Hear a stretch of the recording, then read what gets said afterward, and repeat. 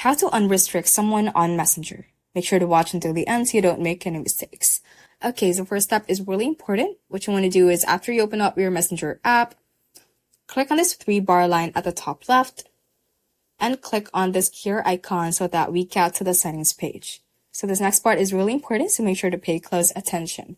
From here, we click on privacy and safety, go down a bit, and under the section that says who can reach you, immediately you can see the restricted accounts option. And once we tap on that, this will show the list of the accounts that you have restricted on Messenger or on Facebook as well. Now, restrict helps you limit interactions with someone you know without having to block them. So to unrestrict someone on Messenger, just simply tap on their name right on this list and click on Unrestrict at the bottom middle. And that is basically the key step to this problem. And that is how you can basically unrestrict someone on Messenger.